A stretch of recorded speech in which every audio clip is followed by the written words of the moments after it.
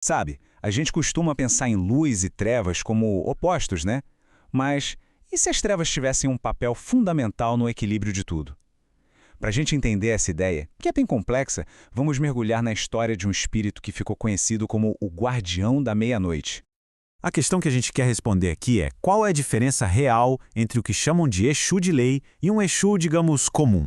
Olha, esses termos podem confundir bastante, mas a chave para entender isso tudo pode estar justamente na jornada desse espírito que a gente vai conhecer. Então, para a gente conseguir realmente captar essa diferença, a gente precisa ouvir a história do próprio Guardião da Meia-Noite. E olha que curioso, a história dele não começa no plano espiritual. Não, não. Começa bem antes, numa vida de muito poder, de um orgulho imenso e de uma traição terrível. É isso aí. Antes de ser essa entidade, ele foi um homem.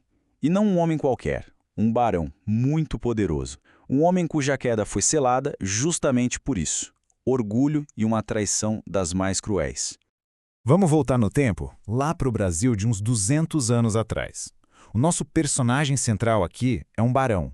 E pensa num homem que não só tinha terras e poder de sobra, mas que se enxergava como o centro do universo, sabe? Vivia num maior luxo e tratava o mundo e as pessoas como se fossem peças num tabuleiro de xadrez pessoal dele. As palavras dele mesmo deixam bem clara a mentalidade. Ele se via como um lobo no meio de um rebanho de ovelhas. Um verdadeiro predador que desprezava qualquer pessoa que chegasse perto da fortuna dele, principalmente as mulheres. Então, de saco cheio do que ele chamava de mulheres interesseiras aqui no Brasil, ele vai para Portugal e se casa com uma nobre bem jovem, de só 14 anos. Só que, logo na noite de núpcias, um detalhe faz ele botar na cabeça que ela não era virgem. Uma suspeita completamente sem base, sabe? Nascida do puro ego e da ignorância dele, mas que acabou sendo o estopim de toda a tragédia que viria a seguir.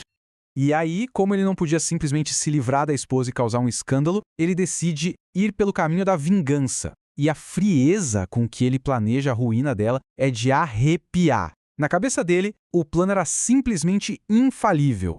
O plano dele era de uma crueldade calculada. Primeiro passo, ele obriga um homem escravizado a se deitar nu ao lado da esposa dele enquanto ela dormia.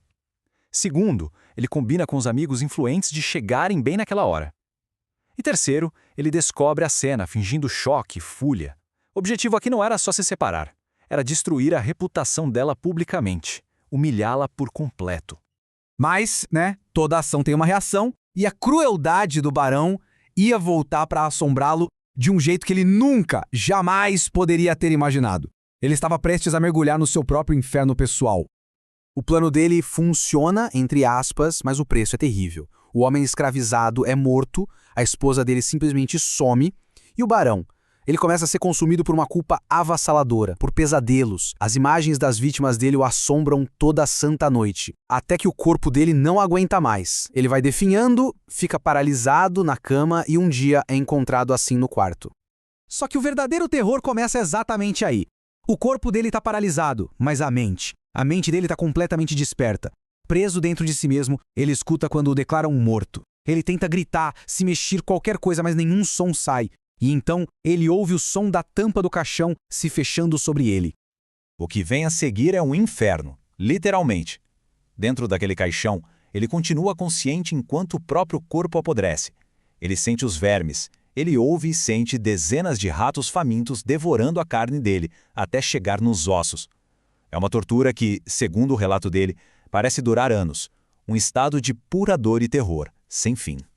E aí, no auge do desespero, se sentindo totalmente abandonado por Deus, por qualquer força do bem, ele toma uma decisão. Ele abre mão da fé dele e grita, clama por qualquer outra força que pudesse ouvi-lo. Um chamado desesperado para as trevas. E esse chamado é atendido.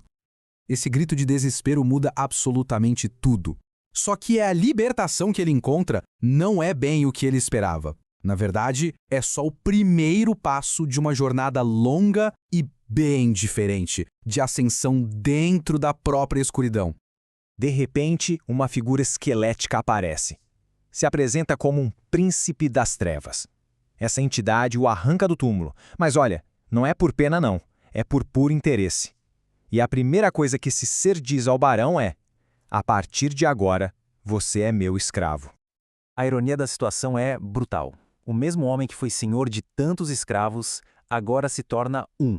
Todo aquele poder, a riqueza, o título de barão, nada mais importava. Ele basicamente trocou a prisão do corpo em decomposição por uma nova prisão, a da servidão espiritual. Mas ele não era de se contentar com a posição de escravo. Não mesmo. Ao longo de muitas décadas, ele usa toda a astúcia que tinha para provar o seu valor, completando tarefas, manipulando os vivos, e assim ele vai subindo, degrau por degrau, na hierarquia das trevas. De escravo, ele passa a servo, já livre das correntes, depois vira membro da Assembleia dos Maiorais, até que finalmente ele se torna o temido guardião da meia-noite. E é nesse ponto, no auge do poder dele dentro das trevas, que ele finalmente consegue acesso a um tipo de conhecimento que vira a perspectiva dele de cabeça para baixo. É essa revelação que, no fim das contas, vai responder a nossa pergunta lá do início. Com esse novo status, ele ganha um privilégio e tanto: acesso aos chamados livros negros. Pensa nos registros secretos que detalham como o universo espiritual realmente funciona. E o que ele descobre ali, nossa, abala completamente tudo que ele achava que sabia.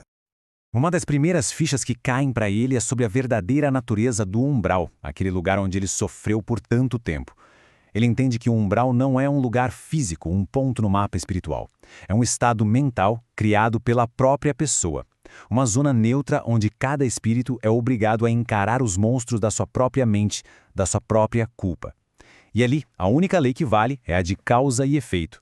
Nem a luz, nem as trevas metem o bedelho ali, a não ser que alguém de lá de dentro chame. Mas a maior de todas as descobertas foi essa aqui. Ele se dá conta de que, apesar de todo o poder que ele acumulou, da fama de temível que ele tinha, nem ele, nem os outros chefões das trevas agiam por conta própria. Eles eram, na verdade, meros instrumentos de uma lei muito maior. E é aqui que a gente finalmente chega na resposta da nossa pergunta. O Guardião da Meia-Noite, ao se tornar esse executor poderoso nas trevas, descobre que todas as suas ações, até as que parecem mais sombrias, na verdade são regidas e utilizadas por essa lei maior, uma lei de equilíbrio, de justiça universal. Então a sacada é essa. Um Exu de lei, como o Guardião se tornou, não é uma entidade do mal por si só. Ele é, na verdade, um agente da lei do karma. Ele atua nas sombras, sim, mas o trabalho dele é justamente forçar os espíritos a encararem as consequências dos seus próprios atos, a olharem no espelho e enfrentarem seus demônios internos. Tudo isso faz parte de um grande processo de reajuste, dentro de uma ordem divina muito maior. No fim, a história do Guardião deixa a gente com uma pergunta que dá um nó na cabeça, né? Se o trabalho feito nas trevas pode, no fundo, servir à luz como um instrumento de justiça, como é que isso muda a nossa visão do que é certo e errado? A resposta, talvez esteja justamente no equilíbrio entre as duas coisas.